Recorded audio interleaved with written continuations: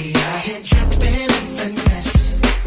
It don't make no sense. Out here dripping in finesse. You know it, you know. Welcome everyone to this week's episode of Unrooted Track and Field Edition. And my guest for this week's show is none other than junior transfer on the track and field team here at Menlo College, Sauls. Deshelle, thanks so much for joining me on the show. Thank you for having me. You're very welcome. Let's start by getting to know you a little bit better. You are one in a long line of Menlo athletes coming from Washington, Renton to be exact, which you said is just on the outskirts of Seattle. What is it that draws you the most to the Bay Area? What draws me the most is probably the sunshine. I coming from a place where it rains all the time, it's cold. Coming up, down here, I figured it'd be a break from the sunshine, actually. And I mean, so far it's been good to me. And like I said, nothing like I'm not used to, but that's definitely something I looked forward to was the sunshine. And of course the San Francisco 49ers, right? I don't know about that.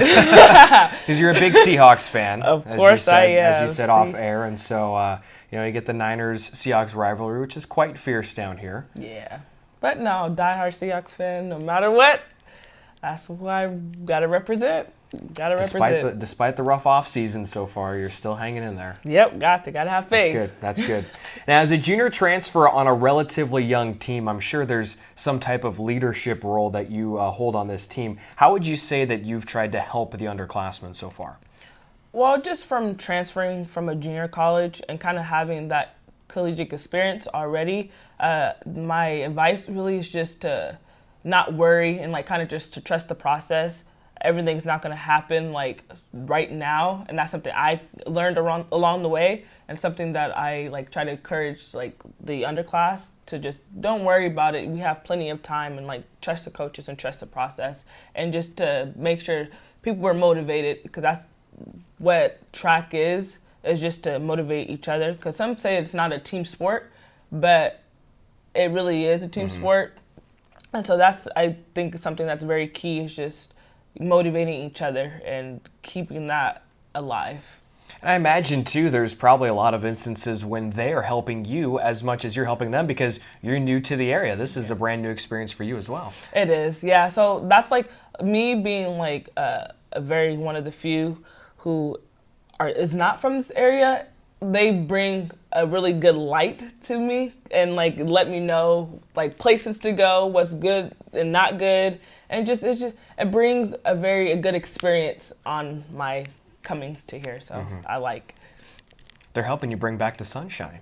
Yes, and when the rain comes, my coach tells me all the time, well, Shelly brought the sunshine, Shelly brought the rain. It carries with me. So that's why it's raining this week, right? It's because you brought it on? It's because of me. Of course. Thank you, though. We needed it. Now, last week, April Montgomery told me that you have the skills to be a secret spy. Do you have any interest in undergoing this career path? I guess my thing is, if it all fails, I know where I can do. I know what I can do. Yep. That's that. I know that if nothing else goes right, hey, I guess I'll be a good secret spy. Do you think you have what it takes?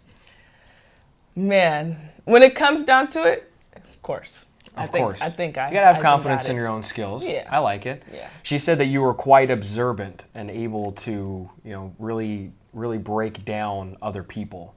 She was talking specifically in, of course, a track form, but I imagine that could maybe translate into other walks of life. I don't know. Yes. So with me, I like seeing things and then doing it for my understanding. So of course, having older people on the team as well, and I even learn from just the younger people too. I observe everything, and being able to observe and then take it into your own hands, it's a better visual to do it and then do it on your own. And like I said, I use that for everything, even in school. I look out how somebody observes and what they do, and then I do it myself and see if that works, and it gives you a sense of way of how things work and things don't work, and that's something that it helps for me, and I carry on to that. Open-mindedness, I like it. Yeah, it's a good way to be.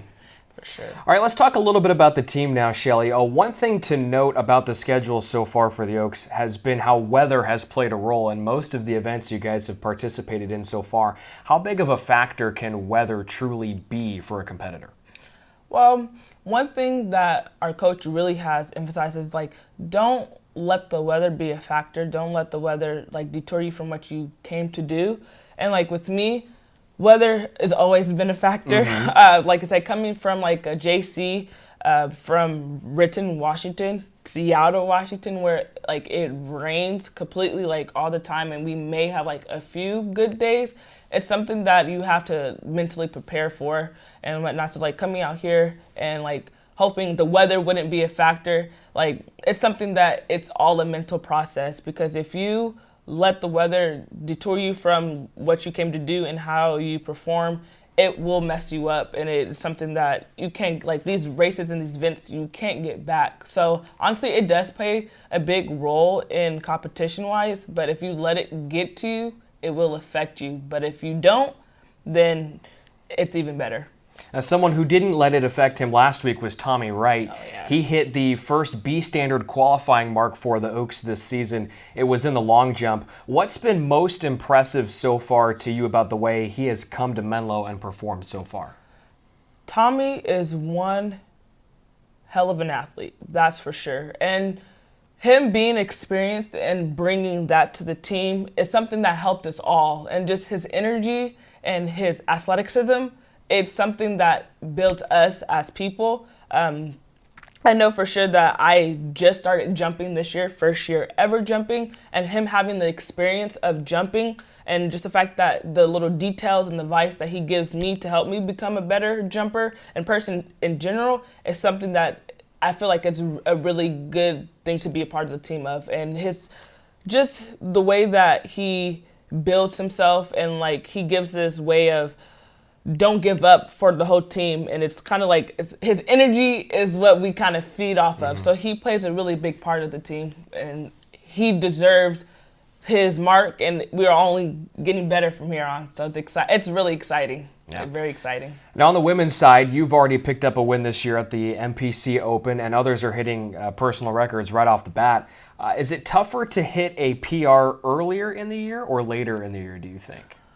Well, my thing is that we play with numbers. The thing is, like, you can have a really good start to the season and it can go up from that. Or the thing is that you start really good and you kind of peak from there. It just really depends on just like the effort that's being there, the practices that's coming there. And I mean, these are my PRs for the season wise, but I know that my coach, what he has in store for us it's much more for that. So in a way, it's good seeing PRs because it makes you feel good about yourself and it makes you want to work and get those numbers down. So in a sense, it could be good, but I think it's a good thing for me because it knows what I'm working with and what I can go from forward. So. Yeah, absolutely. Now, you guys are competing together as a group, really, for the first time, or first couple of times this year after being split up early in your first few events. How enjoyable is it to finally have the entire squad together at one event? It's exciting just because with our squad, we are little in numbers compared to a lot of other teams, but what I learned that this doesn't matter about being little in numbers because what we have, what a lot of other teams don't have, is support. And the fact that when we all come together, it doesn't matter from what event that we come from, what races that we're doing, we all support each other and we all cheer each other on. And that even starts from practice. Like even at practice, we do that. And that's something that I never really had to experience from just like high school and junior college. So coming in here, being on a team, coming all together and supporting each other no matter what event or the thing we do, it's exciting and I like it. The Oaks will be certainly supporting themselves this weekend. The Hornet Invitational going on up in Sacramento. A lot of major competition on hand at that meet. Is there any difference in preparation when you guys are going to get ready for a big meet versus a smaller meet?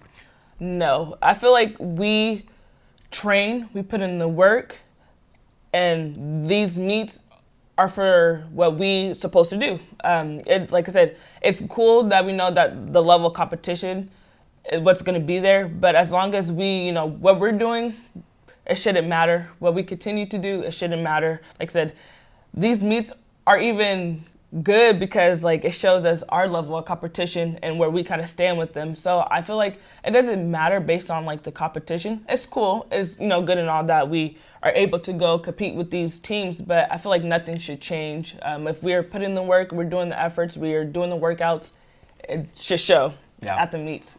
All right, Shelly, let's get into the final segment of the show. It's called Brownie Bites. I'm going to ask you 3 off-the-wall questions. Give me your best answers. Okay. Question number 1. Which teammate would make the worst spy? I would say Dylan would make the worst spy.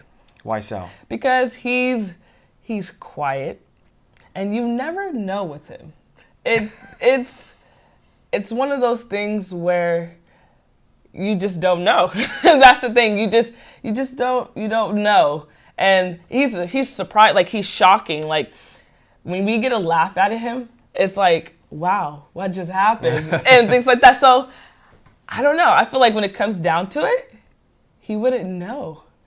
It would be a very surprise, like it would be a surprise moment for all of us. Yeah, but isn't being stealthy kind of and quiet, isn't that an advantage to being a spy? Don't you want to be quiet? It is, but I feel like when it comes to the situation, it's like, what would you do?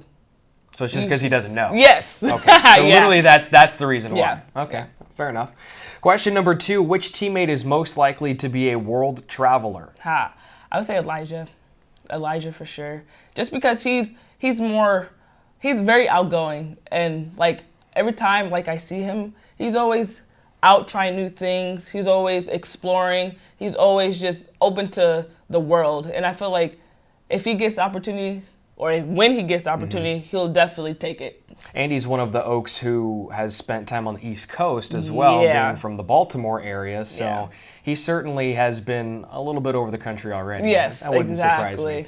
And then question number 3, it's March Madness season now, which for some people is great, but for others maybe not so much. So which teammate has the least interest in March Madness? I would say Rachel on the cross country side. Clueless, like, and even for myself, I'm not into any of that, but like if I was to ask her, hey, you know what's going on for March Madness, she probably would even know what I'm even talking about. Why is March mad? Exactly. So that's the thing about it. She would be clueless. She'd be like, huh? Like, and like I said, I'm not into it, but like, of course I have an idea of it, but for sure she would even know. She would even have no idea what it is. Don't worry, I don't watch a lot of college basketball as a whole anyways. I'll watch a few games here during the tournament just because it's going to be on here in the athletic department and I won't have a choice. But I'm not crazy about it, and I throw a bracket together, and I don't know what I'm doing. I'm just throwing darts at the wall, basically. Yeah. I don't know what's going on. And see, that's the thing, like, I won't know about it until like I see about it, or if it's like I said, if it's on. But other than that, it's like it's not something that I'm gonna follow up on, something I'm gonna keep up with, and just things like that. Just like, hey, that's cool. Maybe the national championship game, and that's it. And that's usually how it is. Yeah. It's usually when it gets to the finals, and then I'm like, oh, okay, this is cool. Yeah. Hey. You and me both. I'm with you there. All right, Shelly, thank you for joining me on the show. I appreciate it. Thank you for having me. You're welcome. Folks, the track and field team from Menlo College, they are on the road this weekend. They are up in Sacramento at the Hornet Invitational. That is on Saturday, St. Patrick's Day, March 17th. So stay tuned to MenloAthletics.com for a complete write-up of that event up at Sacramento, one of the larger meets the Oaks will compete in this year. We invite you to tune into next week's show when Shelly Sauls will select the next interviewee by me, Brian Brownfield, right here on Unrooted Track and Field Edition. Until then, we'll see you next week. Take care, everybody. Hey, I hear jumping in the